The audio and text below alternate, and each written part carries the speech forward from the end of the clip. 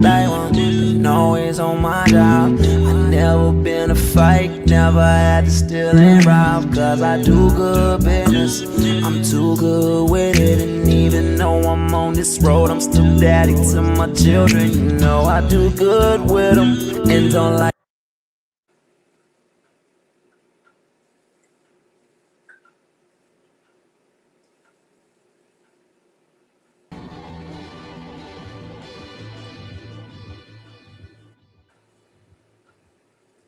King shit.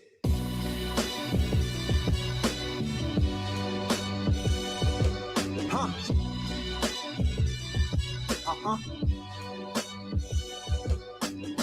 Man, it's only right I rise. I was born in the fall. My mama and my daddy rode in separate cars. Next time me and him spoke, I was 24. Them boys hard to reach behind them prison walls. Crack error, the proof in his eyes. In this world can't survive institutionalized. The streets will swallow you up like a wolf in disguise. Nowadays, hard to separate truth from the lies. So now I'm on a mission for the people. May your well wishes be equal and your enemies beneath you. That Hennessy is lethal. Be easy on that needle. I pray your heart is real like a Hebrew. We need you. I'm cooking up that work in the lab to supplement it. You know me from that work in the past. It's been a minute. I drop a couple verses. Pastors and the bishops be nervous. Your boy put a hurt in on religion. When all these days are gone, we'll walk up to the sun. When all these days are gone, we'll walk up to the sun. When all these days are gone, we'll walk up to the sun. When all these days are gone, we'll walk up to the sun. This that work for the serving out the kitchen. You lurking, just know I'm alert and in position. The son of a sauce, on my purpose about to click in. This I'm doing law when Jamaar is back to mixing. I'm way too Marcus Garvey for pimping parties. Too Malcolm X to be out here flexing. Too much the youth is running around without direction. They got 1,000 questions, so they out here guessing. CEOs trying to find a way to own a business. In the streets, never Saturday, Jehovah Witness. We gotta bridge the gap, deliver the facts. As simple as that, they into that, it's bigger than rap. When all these days are gone, we'll walk up to the sun. When all these days are gone, we'll walk up to the sun. When all these days are gone, we'll walk up to the sun. When all these days are gone, we'll walk up to the sun. When all these days are gone, we'll walk up to the sun. When all these days are gone, we'll walk up to the sun. When all these days are gone, we'll walk up to the sun. And when all these days are gone, we'll walk up to the sun.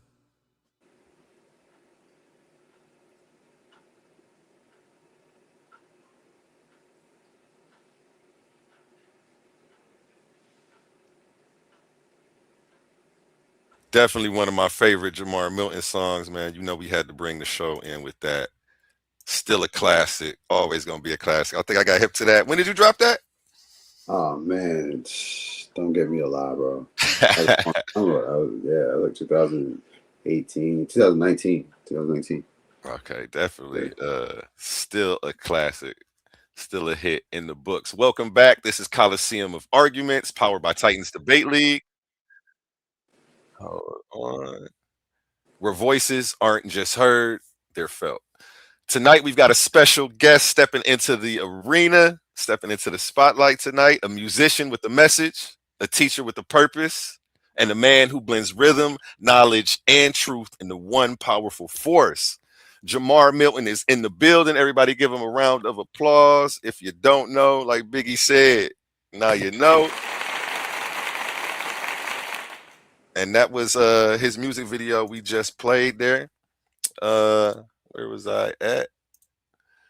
Yes, this is somebody who doesn't just create sound, he creates impact from the classroom to the culture, from the mic to the minds of the people. He's been putting in real work, boots on the ground, something y'all don't know nothing about. What they say, they don't know nothing. They don't know nothing about that.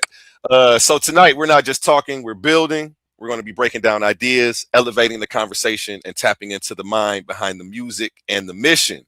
Y'all already know what it is. Lock in, stay sharp, support the platform, and welcome Jamar to the stage. How you feeling today, brother? Peace, peace, peace. All is well, man. I can't complain. How you feeling, man? I'm doing amazing, man. I'm doing amazing. Hey, can you hit your classic intro? I see a couple people typing it in the chat.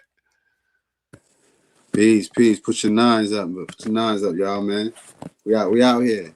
You know what I mean? Uh, Assalamu alaikum, shalom, Eem Hotep, Grand Rising to the Royal Family. All of that. Lighthouse, what up? I see y'all. Everybody in the chat. Hold on. that's the intro we was all looking for. Appreciate you. Now it feels like it's about to be a show. Talk to me. So what have you been up to in the past since we last spoke?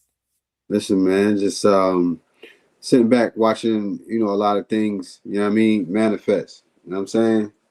A lot of things coming to fruition that we had foreseen long before they actually happened, you know. Hey, So you were right about a lot, bro. Definitely. I remember when you started touching on the politics when it started getting real bad out here. And mhm. yeah, you were ahead of the game and you hit the nail right on the head. Go back to his page. Tell them where they can find you as well. I mean, I know y'all can find me on Instagram at Jamar Jamaar and Facebook Jamaar Milton, Jamar A Milton. You know what I mean? YouTube Jamar Milton, everything, all things Jamar Milton. Let's go. Let's go. Mm-hmm. All things Jamar Milton. And we're gonna get right into it. What first sparked your passion for music? Oh man, since I was a kid, my story has always been since I was a kid. Say like fourth grade when I picked up my first instrument, I brought home this big ass cello, and my mother was like, "No way," I had to take it back. So, but I had got a couple lessons in before I took it back, so I got my sparked my first interest in music. Then I picked up the French horn. Didn't truly much enjoy it, but I learned it. Then from there, I ended up picking up the viola. I started playing the viola. I enjoyed that a little bit more. Spent some time on that, and then from there, I went over to the drums, and that's why became master fiddle on the drums. And then from there, so I learned, keyboard, guitar. Aside from just dealing with reading music and doing other things, I've always just been delved. My life has always been engulfed in all things music for a long time.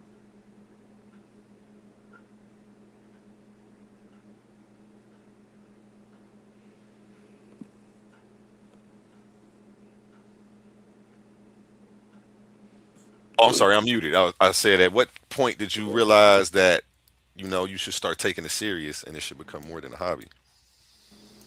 Um, I would say early on, just the idea of doing music and performance and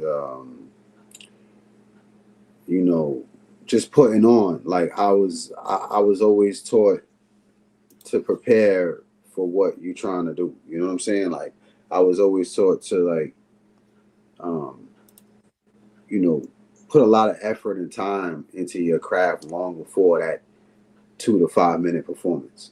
You know, so um, it's always just been a part of me. Big bet, big bet. How did your background as a teacher shape your voice as an artist? Um, it, Lyrically, it just put me in a space where I became more confident in my oratory skills and my ability to convey a message, not just to, have a song and a nice jingle, but to be able to convey a message at the same time. Like that was really important to me.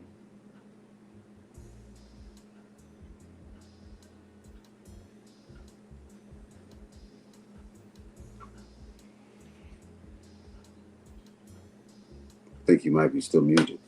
Oh yeah, I was over here saying I don't think I've heard a song where you didn't drop some type of knowledge on this as well as still keep that amazing sound.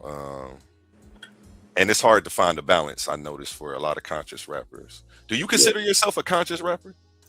I consider myself a rapper that's conscious. You Ah, I like that. like Yeah, like, because I could do it all. It's just that during the time when I really started bubbling, we had a real need for consciousness in lyrics. So me coming out, that's what people knew me for. Was to be the conscious rapper, and that never goes away. Like, I'm always like, why would I not want to be conscious of what's going on? You got to be a fool to be walking around here and not know what's going on at this day and time. You Mhm. know what I'm saying? So it's just it is what it is. Next one. What made you decide to transition from teaching into doing music full time? Honestly, for me, I always had a love of music, but at the same time, like, I always had it's how you got, like, if you got your gun, and you know what I'm saying, it's not always the right time to pull out your gun. Like, I always, what I mean? It's like it's always been fully loaded. I mastered the craft, and it's like, when can it be of value? And just during that time, 2018 was when I brought it back out. It kind of just happened. It wasn't really a transition. It was more like an implementation of another tool that I had to convey my message. You know, it just was always there. But to the people, it might look like a transition, but the music was always there. Definitely was. I definitely used to be jamming to all your intro songs to the podcast. Appreciate you. Was the transition difficult mentally, financially, spiritually? Um, no, honestly, like, the music was fun. The music was always fun. It was more as a transition to teaching than anything, Mm, and then we reverted back to music. You okay. know what I'm saying? Like, um, I didn't plan on this endeavor of the lighthouse. I'm grateful, but I didn't plan for any of this to happen. It just happened, and I was just going with the universe, what it was telling me to do, what I felt like was the right thing to do, and within my power and my gifts. We all come here with some genius level talent. You know what I'm saying? Some people find it, some people don't. But I felt like that was a opportunity for me to be able to use my gift in a way that I knew that I could convey my message. It's a beautiful marriage. Hip hop is best best venue you can use if you're trying to convey a message. Besides maybe art, visual art, hip hop has always been the space where you go to when you're trying to say something and say something powerful. Poetry. You know, the way that we express ourselves, it's important. So, you know, for me, it was a joyous experience. It still is. It always has been. It's never gonna not be a part of me. Um, it's like almost like a blur because it's your everyday life. So when you're doing it for a significant amount of time and you're on the road and stuff like that, you become fully engulfed in the culture. You become fully engulfed in being an artist and being able to express yourself in the way that you want. So it's a joyous experience. Hey, I like that answer. Well, I don't have to ask the next question if you ever doubted what you were doing. I think you kind of summed that one up. And you said that you were Oh actually no, but revert. that doesn't mean there's no doubt. You know, Okay, well, let um, me ask this with it. Did you ever doubt the move, or was it uh, a calling you couldn't ignore? it's like, you have ups and you have downs. You know what it was? I figured out my methodology as to how I create. At first, when you're a young artist, there's doubt, and that's just from some to most of the cases from the people that you're around. So you got to get your circle right. That's first and foremost. And then when you Respect. get your circle right and you got good energy around you, then you start honing in your craft and you realize, like, it's not that I'm doubting myself. I have seasons as to which I'm going to be a writer in this season. I have seasons in which I'm going to be making beats in this season. I have seasons where I'm just going to be mixing, mastering my music. I have seasons where I'm just going to be working on business. Because, see, as an independent artist, we have to do multiple things. We're not just going in there and spitting a 16 and walking out, and everybody's handling everything for us. Mm. So when I feel like I got writer's block, it's because other things are happening that I need to complete. I haven't, crossed my T's and dotted my I's to where I feel comfortable creating. You know, as an artist, you're a businessman as an independent artist. Facts. So those things got to be, squared away in order for you to be able to create comfortably, and staying in the pocket where you need to be and not venturing off into something that's stressing you out, whether it be with the music business, whether it be with everyday life. You see? So when you creating art and you taking it serious, those are the things that you run into. So doubt, there's really ain't no room for doubt because you're not even doing all of this if you doubt yourself. You see what I'm saying? You're not going to do all of this and know you got all of this work to do to complete the record and put it out. I'm designing my own album covers, my Mm-hmm. own marketing promotion, my own content. Every content that y'all have seen is content that I uploaded with my thumbs. You know what I'm saying? Doing your own music My videos. own everything, doing my own Yeah. music videos, editing, just me and my partner Logic. That's it. That's all I got. You Shout know, out Logic. yeah, shout out to the homie. You know, so when you have all of these different variables in play, you can't be in here doubting yourself.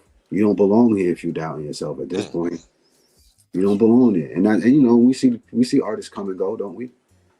You know, that's we see them come facts. and go. They'll fall off quick. Hmm. What lessons from your teachings do you still apply in your music today? Um, Definitely, I say musically, sonically, the sound. I like it to display some sort of African elements to it, whether it be, congas, or just the rhythm with the heavy electrical bass, bottom heavy. I like a lot of bass in my songs. Um, the poetic aspect of the spoken word. Um, not just rapping just to be saying a whole bunch of double entendres and be tricky with wordplay. Have a meaning in my oratory skill to where at least I drop a gem here or two in a verse, besides showing like, yeah, I could do that too. You know what I mean? Like, so um for me, and then also visually, like optically, like when you see my music videos versus somebody else's music video, like that's not a green screen. Like that's really the pyramids. You know what I'm saying? That's not AI. You know what I'm saying? Even though I could do that, I showed you that with Build or Destroy. I actually created the first AI music video with Lord Jamar. But we have to make sure that we're showing you the real deal. Like this wasn't fantasy. Like, you know what I'm saying? Shout out to the homie Nas, like some of the stuff that he was rapping about back in the day, but I'm showing it to you. You know what I'm saying? We're not just gonna talk about the Sphinx. Let me show it to you.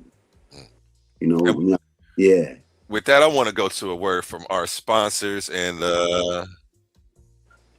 let them get a bite of what we're talking about right here. Let me go ahead and share my screen. Jamar Milton, so many bodies. You can go and subscribe to his page, Jamar Milton, on YouTube, and play all of these tracks.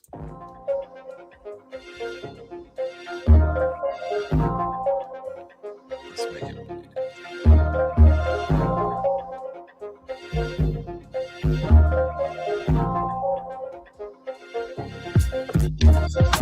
So many bodies in the cemetery, brothers getting buried.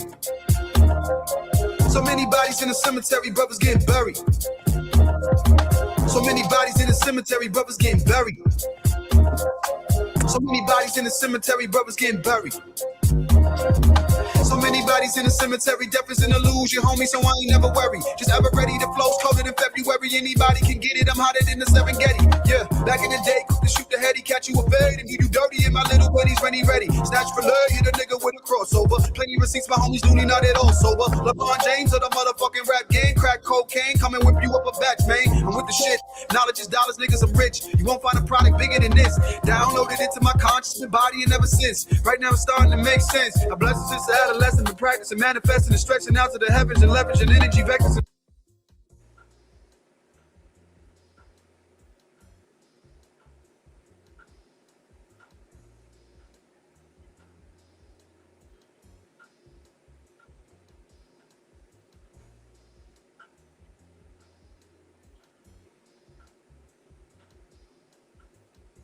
Oh, I'm muted in two places. I was saying that was too much for him. I had to stop it. That was too much heat for him. If y'all want more of that, make sure you go subscribe to Jamaar Milton's page at Jamaar Milton on YouTube. And I believe you can check him out on Spotify and all platforms. I used to listen to your double disc on Spotify. Is it still on there? I'm not sure. I think because I took down a lot of my stuff. I'm getting ready to upload it back up because I switched distribution companies. I'm with Empire now. Hey. So some people could still get it, some people can't. If you didn't have it saved or whatever, you might not be able to get it. So make sure, you know what I mean, that you be on the lookout for when I upload it again if you ain't got it. Dang, that song was fire too. I had to stop that. That was too much heat for him, man. Too much heat. Appreciate you. Stop sharing. Okay, right back to the questions. How do you describe your sound to someone hearing you for the first time? Eclectic. Urban eclectic. You know what I'm saying? For the lay. It's universal. It really I think taps into not just the here and the now, but futuristic energy. You know, things yet to come. And my music is just me. I'm a channel like any other artist. You know, I don't feel like I'm more special than any other artist. I feel like we all have the ability to tap into it, and we just express it differently depending upon, you know, what our wordplay. And, you know, we're all tapping into the same ether, though. We all have the same ability. It's, you know, you got to hone the skills like a muscle. You know, that's why people go into writer's block and things of that nature. Why? Because you spent too much time focused on something else. So then you fall into that block. But, you know, I feel I've always maintained this. I made it a part of my life. It's something that I have to have in my life. So it's a strong muscle. So yeah.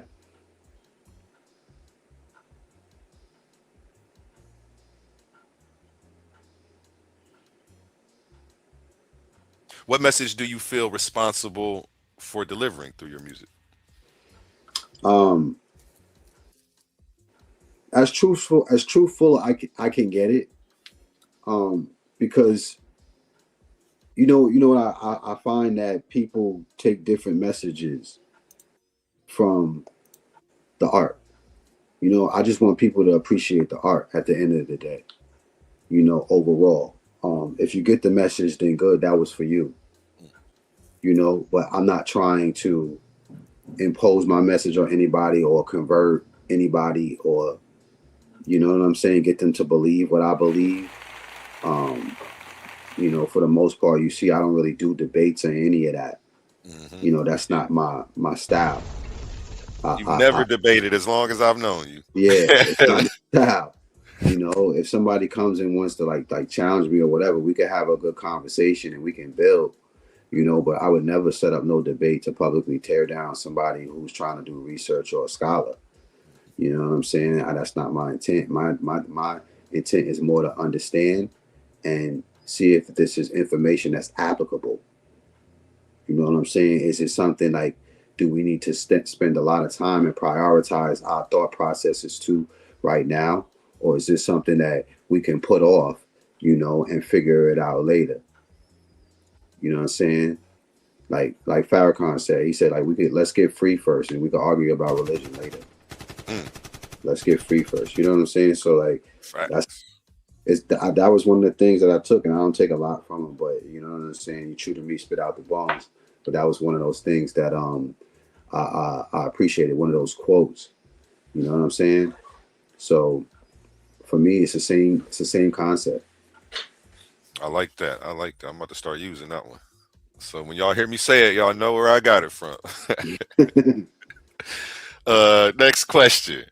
Do you approach music more as art, education, or both? It depends on my mood for that particular record and what I feel strongly about at that moment in time. Every time I record a song, like it's a vibe. Like it's never I'm going into it as constructively. If I do that, if I try to approach a song constructively, it's going to take a long time for me to do that song. My best record I could do in less than 15 minutes, like quick, because it's like a message that is coming right there from the ether. It's fresh, boom, and I'm laying it down. I just so happen to be in the lab when it's coming. You know, it happens like that. I don't approach it in a way to where I feel like I need to like, construct it um uh like that unless the time was for it. Like 2018 when I was recording 9, that was the time for that. It was like every single thing that I need to say right now is of value. Every single bar, I need to approach this in a way that they know that I'm dead ass serious. You know what I'm saying? No matter what the song was. And it wasn't a lot of humor in that. Like people could tell like from that record, for what I gathered, that I was serious, in comparative to what they were listening to. So, I approach some records like that, but then when you listen to X was more like a culmination of everything. It was like it had some serious records on there, but then it had some records that where it's like, okay, he got something for the kids, he got something about love, and relationships and all that kind of stuff. Like I mixed it up because that's what the life that I was living at that time. So everything that I record is authentic to where I'm at, like my space, and that's pretty much how I approach every single project. So sonically, I choose my songs while I'm vibing out during the day. So when you listen to the song, all the songs that for my next album is already in order, already completed. I haven't written a single word. You understand? Mm-hmm. Because sonically, this is the vibe of the beats and the rhythms that I'm literally listening to right now as I'm going through life. And I know somebody who puts an artist who does their albums like that. They literally get the whole sonic vibe, and then from intro to outro, yeah, then they start yeah, writing.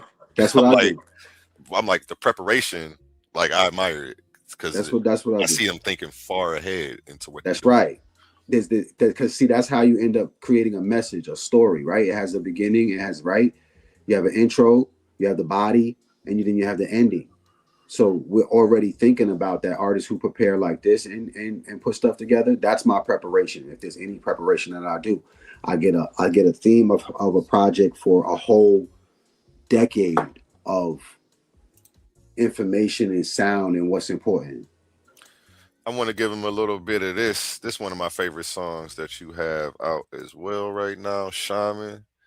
Um, just so that way they can get a bite of the different styles that you bring to the table and how, like you said, you can mix it up.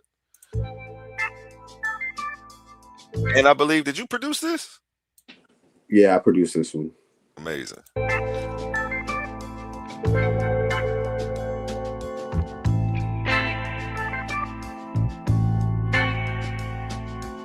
She move her body like a shaman.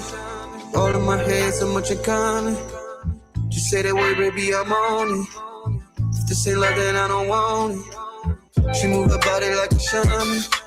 All in my head, so much in common. Just say that word, baby, I'm on it. If this ain't love, then I don't. See, I've been looking for a while. One who compliments my style, then who's fair and most so irresistible. It drives me wild. She ain't got no time to flex. Way too blessed to be here stressed. Ain't compatible with no vibrations, nothing like the rest. No, I don't know nobody. Nobody. When you get down. Want you to be around. Come close to me, baby. She move her body like a shaman. All in my head, so much in common. Just say that word, baby, I'm on you. If this ain't love, then I don't want it. She move her body like a shaman. All in my head, so much in common. Just say that word, baby, I'm on you. If this ain't love, then I don't. I just wanna see you smile.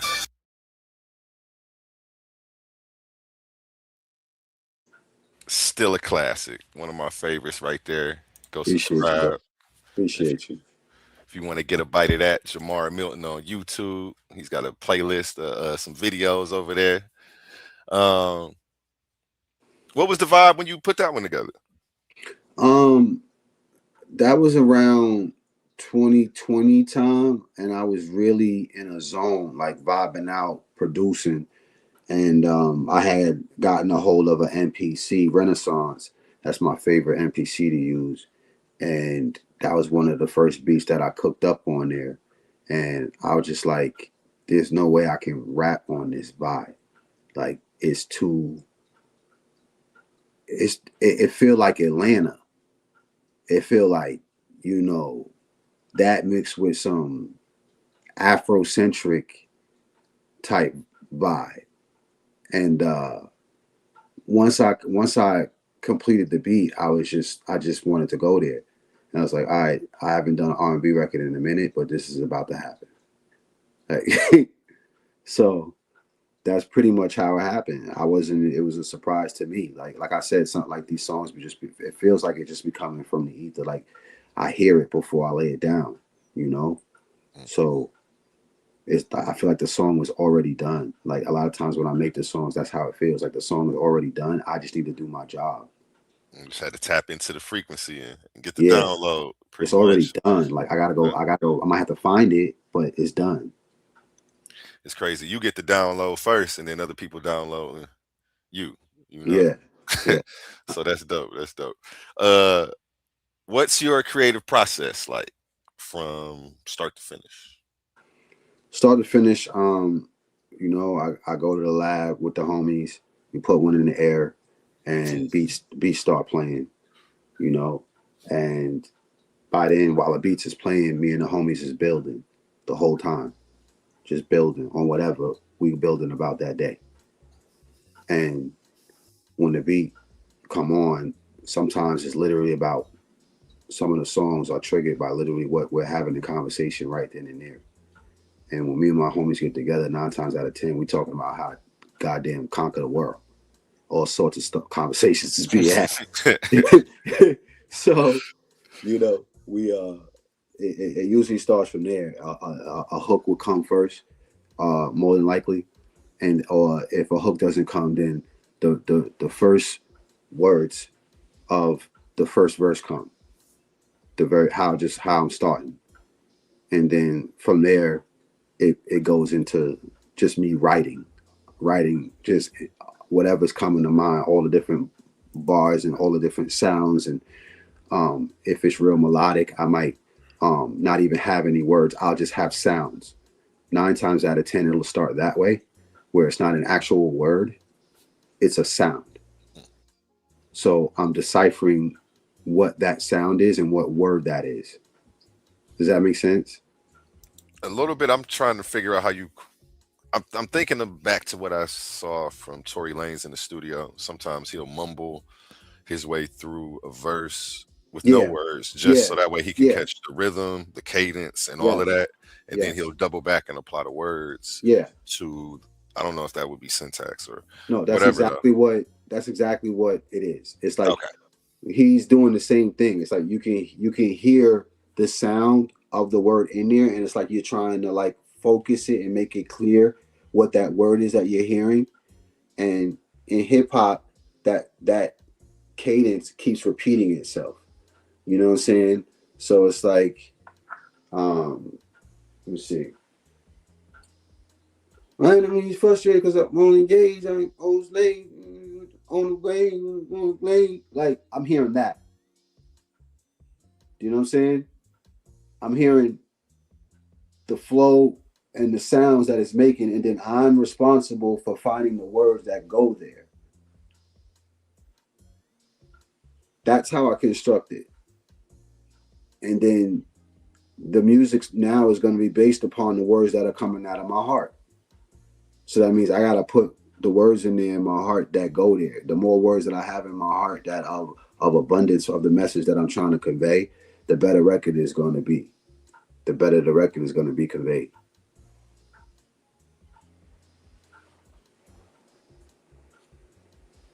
I think you're on mute. Sorry, I'm trying to find the proper background. Okay. I had one where we were spaced out a little bit. It's not hitting for me though.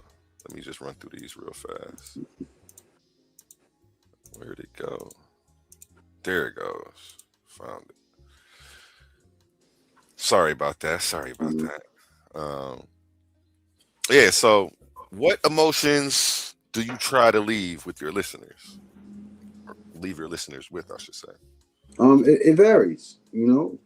Some records is gonna be, the fun loving. Let's have a good time. There's a lot of rhythm involved. Other records, there might not be a lot of uh, instrumentation in it, is because I want you to listen to what I'm saying. More or less than just vibing out. So it varies. I approach each record. Each record has its own fingerprint. And no two are the same. You know. Mm, So every vibe is different. I like how you put that. I like how you put that. Um, have you ever collabed with Joey Badass in the past? I think. Yeah, of Okay, I was course, gonna say I bro. think I saw a track with y'all before. I was looking I for think. it because I wanted to play it. I couldn't find it though. I thought y'all had a Oh yeah. video for real. No, Uh, talk to y'all as I got a video reel of that somewhere in there. Yeah, we just have to look for it, but it's in there. Yeah, me and Joey. I'm not sure if it's still up on the streaming services, but that's one of the joints that would have to go up on the new distribution company. okay, definitely. How did your connection with Joey Badass first happen? Through the knowledge, uh, some people have been reaching out to him, just from what he stands on and what he stands for, and he finally took a listen. I think it was his family members um, that had tapped into my work on YouTube, and then one day I'm sitting outside, me and the homie, we put one in the air, and I get a message from him through Instagram, and he's just mad cool. He's like, "Yo, me and my homie, he just told me what I just told y'all, that my family put me on to you, and yo, I want to build with you. Pull up." So he gave me his address to the crib. I pulled up to his crib, and we vibed out, and we built it. We build on like the deepest stuff, like you could astral projection and stuff like that. Really dope stuff. First day we met, it was a vibe. You know what I'm saying? So from then on, you know what I'm saying? He told me first day, he's like, "Yeah, I'm building my studio right now. You know what I'm saying? You want to pull up, pull up." And so he's always looked out. He put me on to a lot of different people in the industry and opened a lot of doors for me with different professional people that work in the industry, so that I, as an independent artist, could make my stuff sound as professional as possible. And that's what I appreciate. Right, that's what's up. Yeah. What was your first impression of him as an artist? Oh, brilliant. Fresh, or, a breath of fresh air. You know what I'm saying? I had tuned out for a while from hip hop because of just where it was headed. I just wasn't liking the message and the sound either. And, you know, seeing Pro Era and those guys and those young guys still preserving the art, and really going in on boom bap the way that they was going in, I appreciated it coming from where I come from. Definitely, definitely. You definitely definitely killing the boom bap beats. I didn't even realize that that's what you was doing Mm, uh until like you pointed it out because I was just rocking with the music. So mm, then I'm like, wait a second, he is doing the boom bap. I'm like, oh, he nice with that. If he mm. brought that back and then mixed it in to where I didn't even really notice because it That's was just good. Yeah. rocking. So Appreciate yeah, it. shout out to you for that one, man. I definitely keep you in rotation. Uh, yeah. So, what was the creative chemistry like with Joey Badass in the studio? Man, he's really one of those guys that I say, I like to call it the it factor, where whatever he touches is going to turn to gold. He got it. He got the sauce. Like I was at the homie crib when I had recorded the record. So talk to y'all. I had recorded. It was originally going to be just a mixtape throwaway. I just was just like I had a dope beat that my man Joey Badass's producer had made for me, and he was like, "Yo, just take some of these beats," and I just laid it down, and I was going to drop it out before the album, and then I laid my verses and everything, the hook, everything. The song was pretty much done, and we had a listening night at my man's crib, and Joey was coming to listen to my album in full and kind of like critique it. Mm, So he comes to the crib and we playing all the joints. We went through the whole album. He loved it. Boom, boom, boom. And then we started playing just joints. You know what I'm saying? and that song came on. Like Nasty was looking for it, and he just played it, and it played. And Joey was like, "What's that?" Like we didn't mean to play it. He was just like, "What's that?" He's gonna skip over it, and Joey was like, "Let it play," and he played it, boom, boom, and Joey's like, "Yo, let me get that." You know what I'm saying? He was like, "All right." Like, all That's right, how I go too, man. It's always the one somebody about to skip over that yeah, beat, he was man. just skipping over it, and we wasn't trying to find one for necessarily for him to get on. We were just playing songs, like I told you, we vibe out, we smoke, we chill, and then he's like, "Let me get that," and then he's like, he gave him the record, he sent it to him, and then Joey's like, "Yo, I'm gonna be back." He put his coat on, and he was like, "I was like, where you going?" He's like, "Yo," he's like, "Sometimes sometimes I gotta find it. Sometimes it's over there." You know what I'm saying? Like he was talking about like what he was writing, like you know what I'm saying, and I realized like okay, he works like me. You know what I'm saying? It's like he uses real life and everyday things to write his music. He's like, you got to have your blood flowing. Sometimes people got to run or whatever it is. You got to experience life to write, you know? So that's what he did. And he left for like 15 minutes and came back with a verse and laid it right there on the spot. Swear. Yeah. Sure. That's a legendary story, man. Appreciate you dropping that one here. Coliseum Arguments Titans Debate League for the record books. No doubt. What did you learn? Oh no. Did you both align philosophically, or were there differences? I think philosophically we both aligned. That's why I was able to make the record. Like, he's not going to risk his career, you know what I'm saying, making a record with a bozo. You know what I'm saying? At the time, the conversation is he one of the top three or is he one of the top five rappers like right now? You know what I'm saying? So he wasn't risking it all, you know what I'm saying, on nonsense. So we definitely aligned. Like we was more friends before we did the record. Like we was hanging out many different times before we actually recorded anything. Probably at least for maybe, I don't know, maybe a year at least or two Oh, before we recorded anything, just going out, playing pool, you know what I'm saying, going to shows back and forth, and that's it, just showing love and support. definitely. I know I used to see you backstage and stuff with him and stuff all the time, Yeah, so flexing.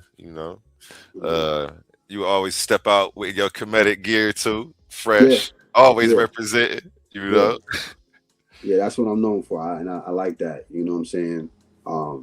People ask like how does the culture, how do I put the culture in it? Definitely like the way I dress when I step out, when I go to shows.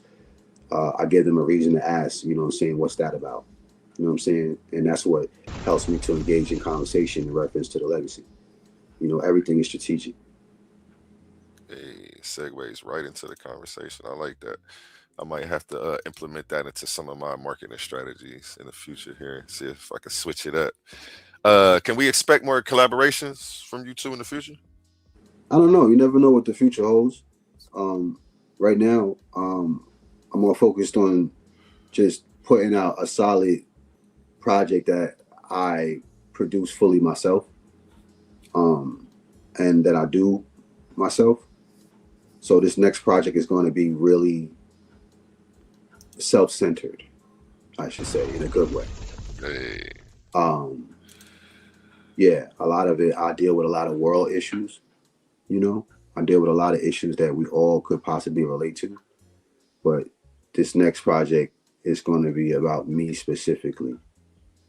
And I rarely give people that. So it's going to be a lot more exposure. Yeah. um, segue into how do you blend comedic knowledge into your music without losing mainstream appeal? Mm, that's like, I came into it with that always in mind. And I'm glad you asked that question because it's really something that I definitely focused on coming into it when I knew that this record was going to be the one when I was creating Nine. I was like, how do I approach this and make sure that it still feel like it could be played in a club or played at a party or played at an event where nobody is on what I'm on. So a lot of that comes from picking the right beats, creating the right rhythms, um, because a lot of times people not even listening to what you're saying. They going first get the beat and the rhythm first. Then they're gonna listen to the intonation, like the tone of what you're saying. That's gonna give them a vibe. And then from there you slip the words in the same way we create the music from scratch. So um the way that I do it is I make sure that in life I stay grounded. Because I told you whatever I put on the page, it gotta come from me and my heart. So if I'm too spaced out, you know how you meet some conscious people and they just spaced out, they have lost touch with reality. You're just so conscious. And then you got people that's not barely conscious at all. They just don't know what's going on. So I make sure that I live my life in a balanced way, so that when I'm putting it on the page, it's given a balanced convey. You know what I'm saying? Like, because that's the only way that it's gonna happen. Yeah, yeah. I can't be you can't be in shambles and then be putting out music that's like, you know what I mean? In Truly and complete authentically contradiction to what's going on with your like, spirit, your mind, and yeah, your situation. it's gonna leak through. Like the people ain't stupid. Like, you know what I'm saying? Us as listeners, we can, we trying to tap into your spirit, you know. And when we tap into it, we're gonna be able to tell if something ain't right. So yeah, but some artists is conscious. Some artists, that's their cash cow actually, right? Being a crash out. Some artists, that's their thing, but that's not my thing. You know, it doesn't mean I don't crash out. It means that I'm not going to try to monetize my crash outs. I'm not going to make that the business. I You know feel what I'm saying? Yeah. Like, I try to keep it real. Like, you know what I'm saying? Everybody got crash out moments. Everybody got a thing. Everybody got some sort of trigger somewhere, even though I try to act holier than thou. But I never try to do that, and my music shows it. That's facts. Yeah, you don't hear really nothing negative. Not too much negative at all in your music. Yeah. What does Kemet mean to you personally? Culture, tribe, village, the things that are important foundationally for your everyday life. Knowledge, wisdom, the things that was taken from us, the things that give us value. Kemet represents the embodiment of who we are as melanated beings at its highest level of achievement and restoration. The amount of artifacts that they left us and the way that they preserved it tells us that they had us in mind. So it represents the things that, especially for African Americans here, descendants of slavery, these are the stories that are necessary for their healing, for their growth, and just fundamentally for their way of life. So That's 100 right there. Yeah, that's real. Jump down here to these questions about the lighthouse. What is the lighthouse, and what inspired you to create it? The lighthouse is a group of like-minded individuals. It was my following on Facebook, and I didn't really create it. It really just happened. It was just one of those things where you build a following, and the name just came because I got nominated for an award. And when they went to my page to see what I was about, why I was nominated, whoever was doing the flyers, he noticed on my page that I said I'm the bulb at the lighthouse. Right. And it was just a quote that I had put up there. It wasn't the name of my following or anything, but for whatever reason, he thought that's what it was. And he put it on the flyer at the award show, and it just stuck. So people was like, yeah, we the lighthouse. You know what I'm saying? And from then on, everybody that was a follower of my teachings was part of the lighthouse, and they didn't play about that thing. Like lighthouse, you see, they still in here. We a decade strong, and they still Definitely up in deep. here. Definitely Like deep. so, Put your nines up. Drop put your your nines nines up. in the chat. And what city you from? That's a fact. That's a fact. It just happened. Like it was so organic, and that's what I loved about it. A lot of relationships came out of that. A lot of people met people that they would have never met and connected with, through it. And those bonds are unbreakable. Like if you ask anybody from the lighthouse, the bonds that are created are lifelong friendships. And I'm grateful to be a part of it. And even though I was a leader, I was a member too. You know what I'm saying? Like, that's what it is. That's facts. That's facts. Some of the dopest people I ever met out of the Mhm. lighthouse. It's a fact. Uh, what kind of impact were you trying to make with the group?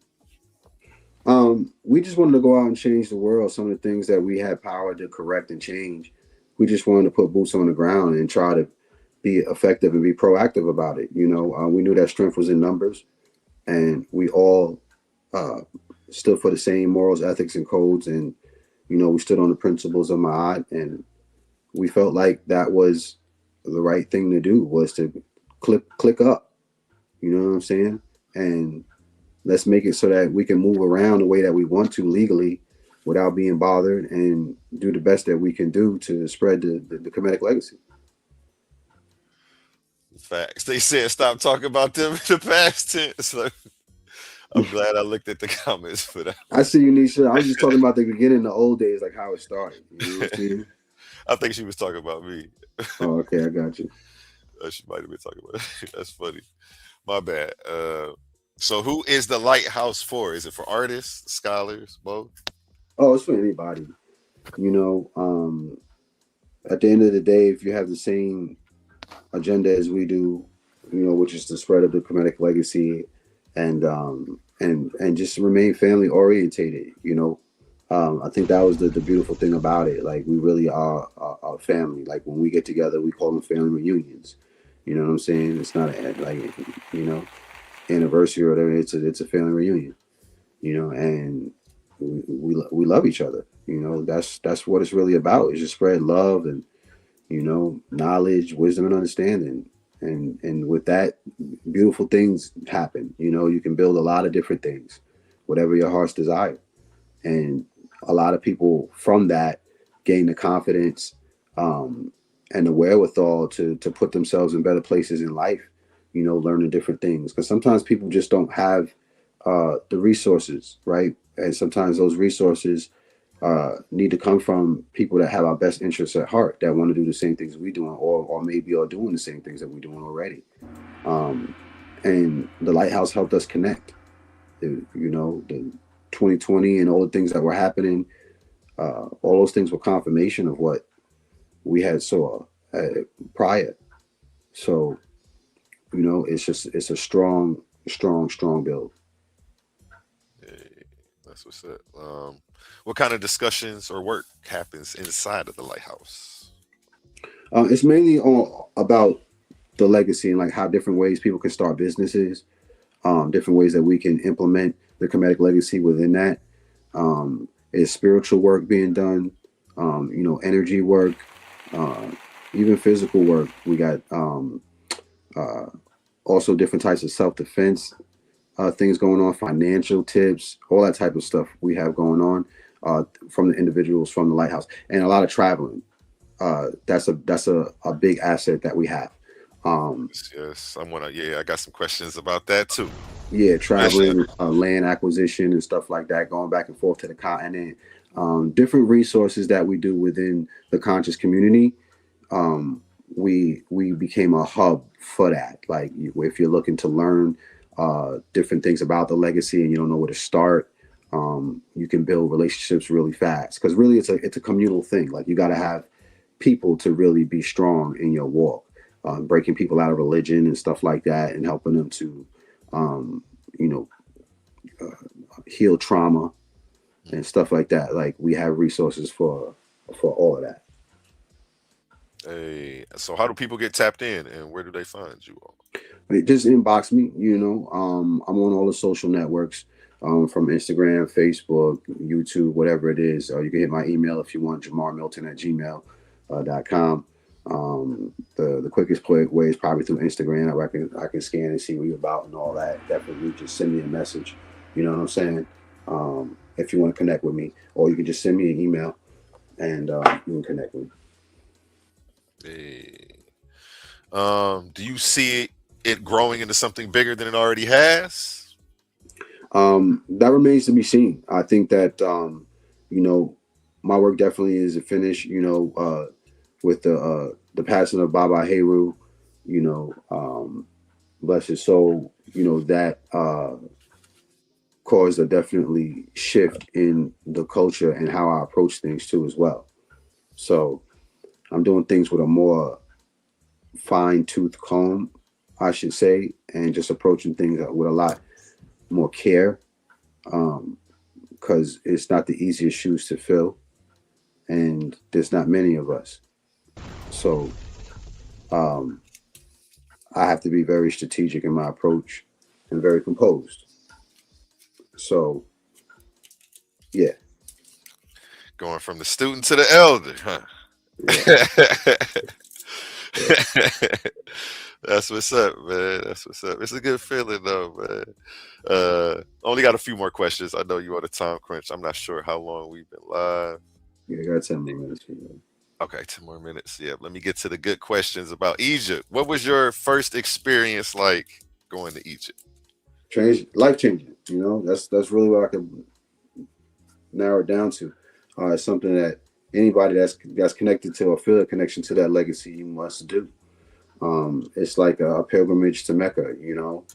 Um, it's one of those things that you have to do within your lifetime to really breathe the air and just download that frequency. Take your shoes off and put your feet on the continent, on the soil, and just download, man. Like, Mm, so many things happened while I was there and then leading up to it and then on my way back. Like, so many things esoterically that happened, from being in the tombs and tapping in with my ancestors and constantly invoking them and saying their names. People even back in the States were hitting me up saying, listen, you came in my dream.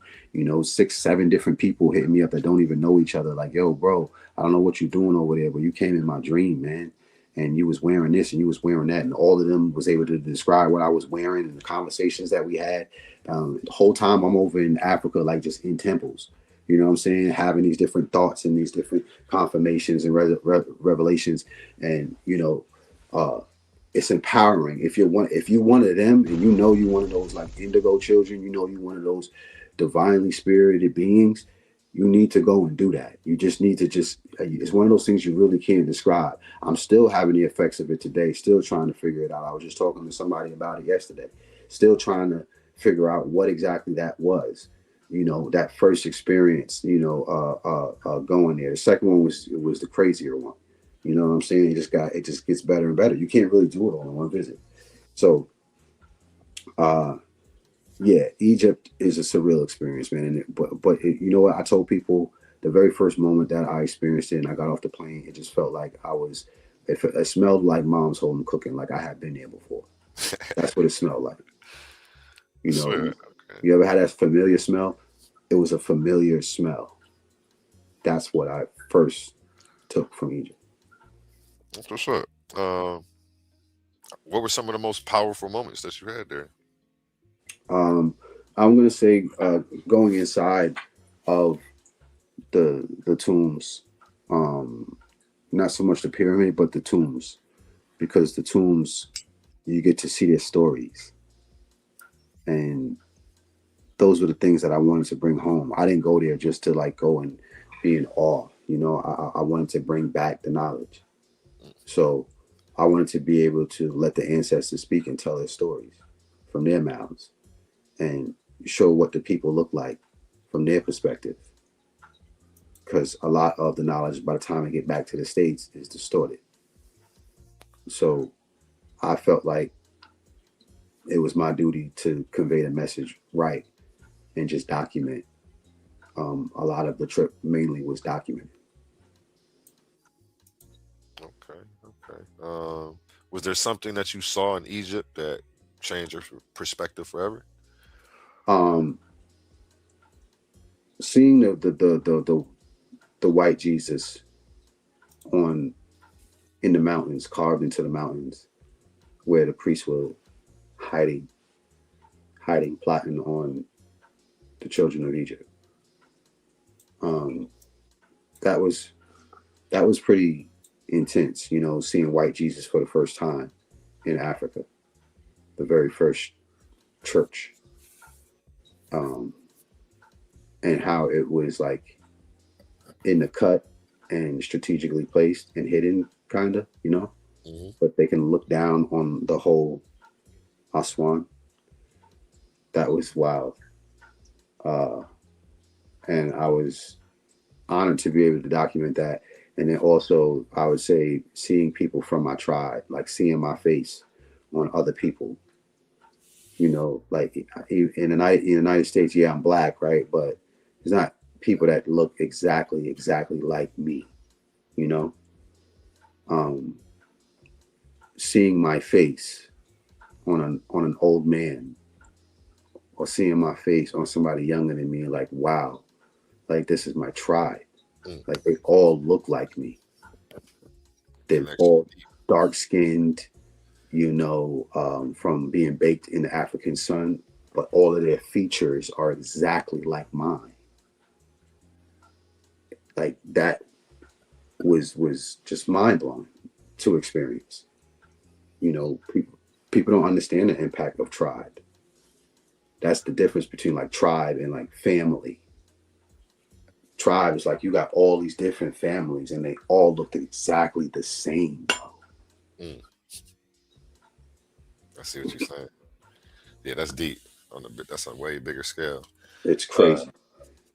any discoveries or details that the people in the West completely misunderstand that you saw? Um, yeah, the Africa, they love black people. They love um, people of African descent, and specifically Black African Americans. They love us. They know who we are in Egypt. Now, all of Africa obviously isn't like that in all cities and towns where you go, and that's anywhere you go. But Africa, specifically Egypt, they call us brother from another mother. That's what they call us. That's the phrase for Black Nubians, the ones who come from Aswan. We were the original pyramid builders. They know that, you know. So that's what I take from that. That, you know, when you go over there, you go. That's the first thing you're going to realize, and that's what people. That was the main thing that people misunderstood. You know, you hear a lot of stories. Oh, they don't like they don't like African Americans. That's a damn lie. That's a damn lie. That's what they be telling us all the time. Yeah, it's like it's wild, crazy, and you know what it is. People will, because of their bad experience, and they probably ratchet as hell anyway. That they just attract bad experiences, and then they try to put everybody in that box. You know, just you got to look at the where the messages is coming from. You know, people like that, most people like that, that happens to them often. You know, I'm the type I can kind of go to any community and I kind of get that love anywhere I go, and I'll hear how other people are, I went there, they weren't like that. You know, it's like, you know, you kind of attract that. You know, it's not always the community. Sometimes the way people vibe and the way they move, you know, you can't bring them in every room. So, you know, That's right. I don't attract those experiences. And in Africa, I didn't have not one bad experience like that from a local. Definitely not. There's a saying, high standards protect you from low quality experiences. That's a fact. Listen, gold. Yep, That's a gem. yep, write that one down. You know what I'm saying? Okay, next question. We only got like two more left. Three more. Any discoveries? I got that one. What were some of the most amazing sites that you explored while you were there? Definitely the pyramids, like just seeing how massive they are compared to you, was one. Um, and I would say when I got in a hot air balloon and flew over the landscape, What was that and like? that was incredible. You know, being up there that high and just like so free without like restraint. That was, it was breathtaking. You get to see why when you look at the sun, why they call it Ra, and why it was such a powerful thing there. Seeing it rise because you got to go early in the morning to take flight, and when you get to see the sun, the way that it shines over there, it's just different. And the pictures and video that I took was just breathtaking. So uh, When I that look was at the probably the pictures too, the celestial bodies do look like they're different than in America. Like the moon seems like it's way bigger in the background in hmm comparison to like in the States. Is it that hmm true? Does it seem yeah, it definitely does.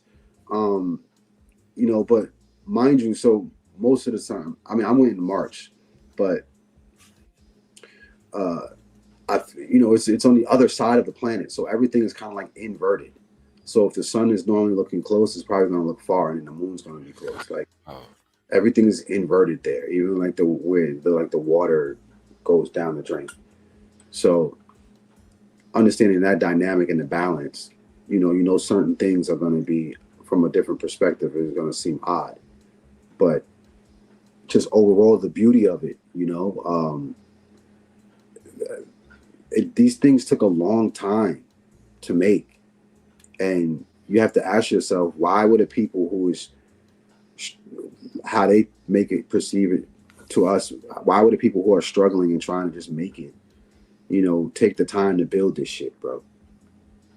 have you seen the recent sound? Oh, I'm not sure the name of what they're using, but they're using some type of sonic technology to see what's under the pyramids, and they have Yeah. those pillars with the coils around them. hmm um, Um, what do that you study suspect that is? that study I think is groundbreaking too. uh it's one of those things that anytime something dope like that comes out, there's always like a lot of misinformation, Hmm. and you don't know what's real anymore. So I don't know any other scientists that have done that study. I just seen the videos on it and the results from it from different scientists that were doing it. I just hope that it's real, you know. But I also hope that they figure out really what's going on and tell the truth about what's going on with them people over there, man. Instead of just making it seem like they were tombs and what they teaching the little kids, like teach them the truth. Like this was how everything started here, and we're more than just what you see right now. Yes, sir. Yes, sir. Next question. I done lost my questions. I done clicked some.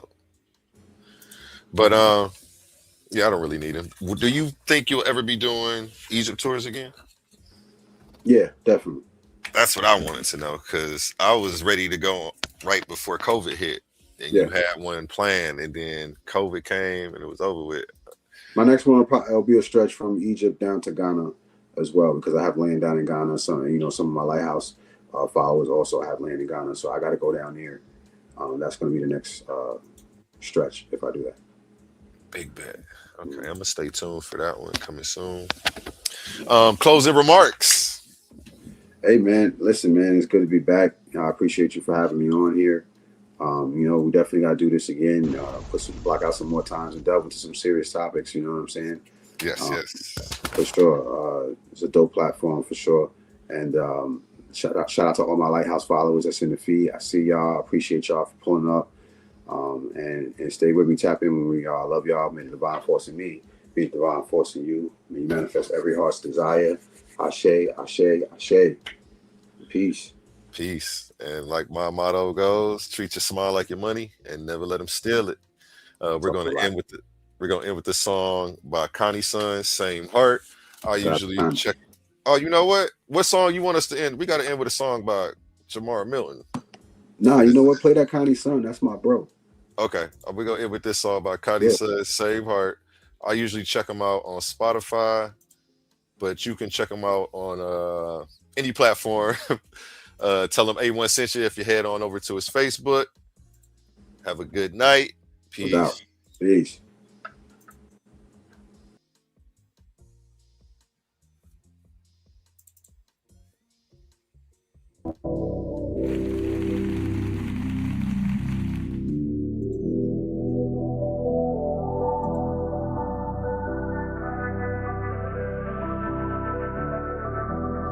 Yeah. We was together, down for whatever. How the hell did we just fall apart? You was my brother, know that I love you. I would've gave you my own heart, and I would've never owned any level. Think about letting that thing spark, knowing that we got the same heart. It's crazy we ain't got the same heart, and they the one taking the aim for it, and I'm the one taking the blame for it. They ain't got no shame in the game for it, till I come back around with that pain for it. You gon' pay for the time you was hating, you gon' pay for the time you was dirty macking, you gon' pay for the time that you hit on women, you pay for the time that you flipped on family. Karma gon' come your way, young nigga. It can be any day, young nigga. The way that you played your hand, I forgive you, but back in that sandbox, can't forget you. Killing my mentor, tell your little brother the issue. How did we go to them pistols? Know I'm official, know that I try to uplift you. Kinda knowing that I miss her. We was together, down for whatever. How the hell did we just fall apart?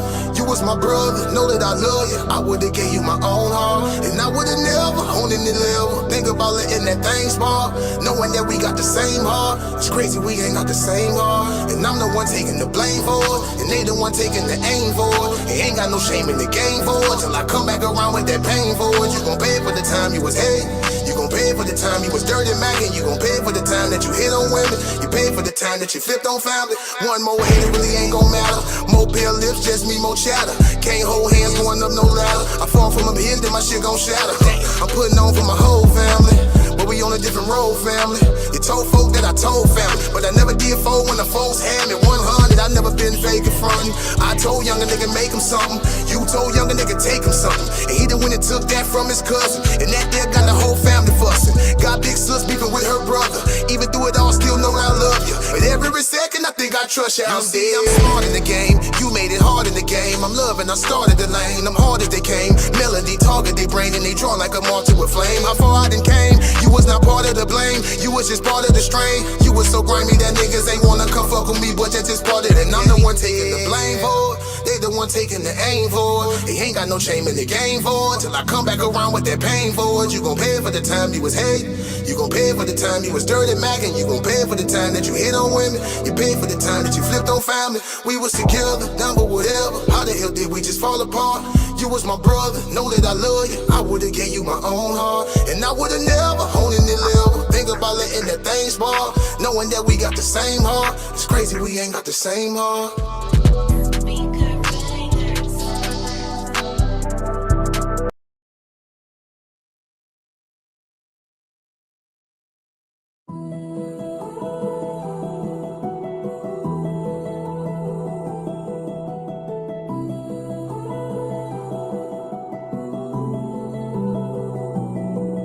Dog, I be chillin', minding my business is living in purpose and standing on 10. Can't be compared to these skinless rappers still pumping their hate while they standing on trends. Got all my shit out the mud, all the homies like buddy done it again. I used to spit it for free for niggas not better than me, then they hit me the ears. None of these niggas is like me, mimicking the voice style, it gotta be jokes. I used to think they was grimy, now the way they be tweaking, it gotta be coke. Yeah, he said he was rich, but shit he still concerned with, he gotta be broke. You from the era of streams, I'm from the era of fiends. Inside of the stove, he wanna collab, it's probably a no. He don't wanna crash with Hollywood Coke. I've been eating bad while out on the road, but after this fast, my body will glow. How did that go? That's what your bitches be saying whenever I body a quote. Don't be a hoe, that's what my missus be saying whenever I pop out the dough. Oh, close your eyes, I'm a visionary, cannot be defined by a dictionary. You can feel the vibe and it's anywhere you go, it's genocide to an adversary. Bro, spin the block on a merry-go, safety lock off, then we let it go. 1-2 shot, many more, that's how the shit blow. Had to find myself, stand on purpose, grounded, redefine myself.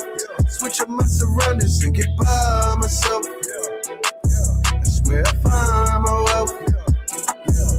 Had to find myself, living purpose, grounded, redefine myself. Switch up my surroundings and get by myself. That's where I find my wealth. I had to find myself, staring at the ceiling, redefine myself. So tell me, is you with me or I'm by myself? That's where I find my wealth. Get back in the motion. Said I pop a better bed when I gon' rent the Voltron. Got the flame in my veins, it's insane how I really spit fire. I ain't even put a coat on, so y'all better get the coat on. At the age where I ain't like no one. Said I really got the people out of feeling for this shit. Even crackheads calling it a dope song. Hold on, slow down.